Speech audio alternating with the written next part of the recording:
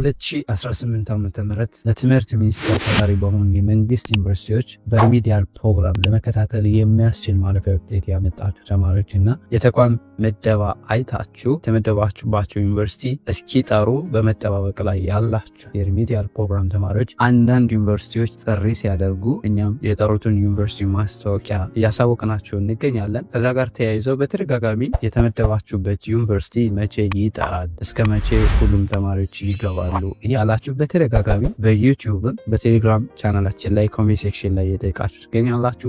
ዛሬ እስካሁን ጥሪ ያደረጉት ዩኒቨርሲቲዎች እነማን ናቸው፣ ጥሪ ያላደረጉ ዩኒቨርሲቲዎች እስከ መቼ ድረስ ጥሪ ያደርጋሉ የሚለውን ዝርዝር መረጃ ሼር ማደርጋችሁ ይሆናል። እስከ መጨረሻው ድረስ አብራችሁን ቆዩ። ከ2018 ዓ.ም ለትምህርት ሚኒስቴር ተጠሪ በሆኑ የመንግስት ዩኒቨርሲቲዎች በሪሚዲያል ፕሮግራም ለመከታተል የሚያስችል ማለፊያ ውጤት ያመጣችሁ ተማሪዎች አብዛኞቻችሁ እንደምታውቁት አንዳንድ ዩኒቨርሲቲዎች ጥሪ አድርገዋል። እስካሁን ጥሪ ያደረጉት ዩኒቨርሲቲዎች እነማን ናቸው የሚለውን ልንገራችሁ።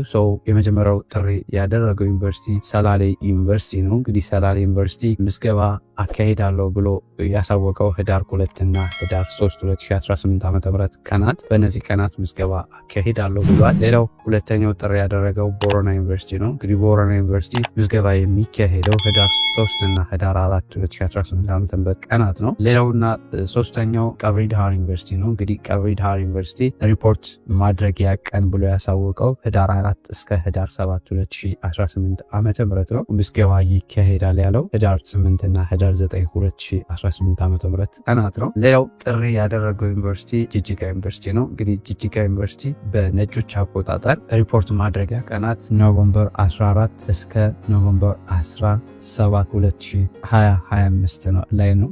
ያ ማለት በእኛ አቆጣጠር ከህዳር 5 እስከ ህዳር 8 2018 ዓ.ም ምዝገባ የሚያከናውን ይሆናል። ሌላው ጥሪ ያደረገ ዩኒቨርሲቲ ባህር ዳር ዩኒቨርሲቲ ነው። እንግዲህ ባህር ዳር ዩኒቨርሲቲ ጥሪ ያደረገው ለሪሚዲያል ፕሮግራም ተማሪዎች ምዝገባ የሚያካሄደው ከህዳር 11 እስከ ህዳር 12 2018 ዓ.ም ነው። ሌላው ጥሪ ያደረገው ዩኒቨርሲቲ ጋምቤላ ዩኒቨርሲቲ ነው። እንግዲህ ጋምቤላ ዩኒቨርሲቲ የመግቢያ ጊዜያችሁ ህዳር 15 እስከ ህዳር 16 2018 ዓ.ም መሆኑን ገልጿል። ሌላው ጥሪ ያደረገው ዩኒቨርሲቲ ራያ ዩኒቨርሲቲ ነው። እንግዲህ ራያ ዩኒቨርሲቲ ምዝገባ የሚያከናውንባቸው ቀናት ከህዳር 22 እስከ ህዳር 23 2018 ዓ.ም ቀናት ነው። ሌላው ጥሪ አድርጎ የነበረው ዩኒቨርሲቲ ጂንካ ዩኒቨርሲቲ ነው። እንግዲህ ጂንካ ዩኒቨርሲቲ ለህዳር 10 እና ህዳር 11 2018 ዓ.ም ምዝገባ አካሂዳለሁ ብሎ ጠርቶ ነበር። ነገር ግን በሚያሳዝን ሁኔታና ምክንያቱ ባልታወቀ ምክንያት ላልተወሰነ ጊዜ ጥሪውን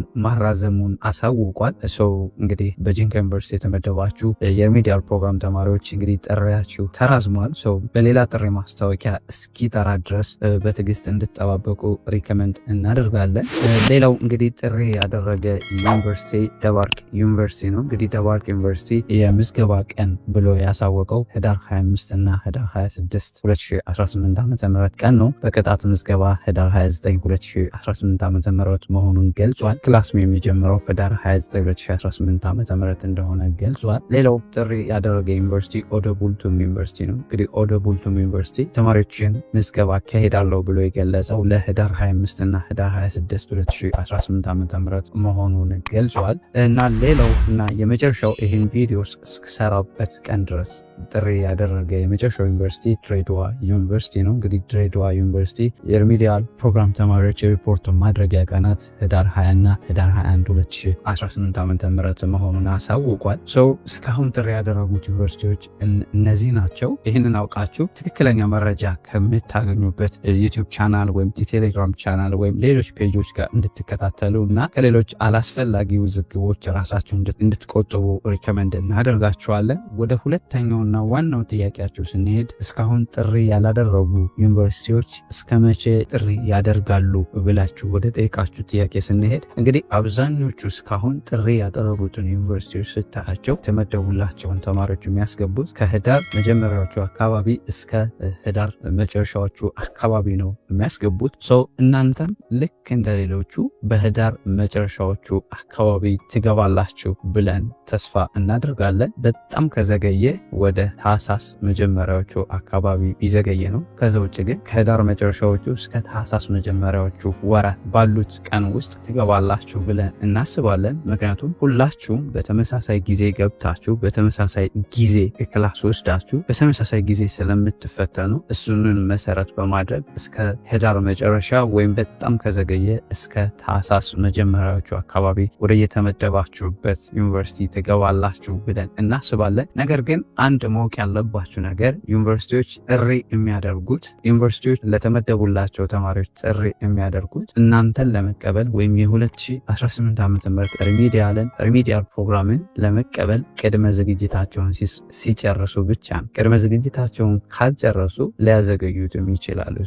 ተማሪዎችን ለመቀበል ቀድሞ የተዘጋጀ ዩኒቨርሲቲ ቀድሞ ጥሪ ያደርጋል። ቀድሞ ያልተዘጋጀ ዩኒቨርሲቲ ደግሞ ዘግይቶ ጥሪ ያደርጋል። ነገር ግን እንዳልኳችሁ ከህዳር መጨረሻዎቹ እስከ ታህሳስ መጀመሪያዎቹ ድረስ ትገባላችሁ ብለን እናስባለን።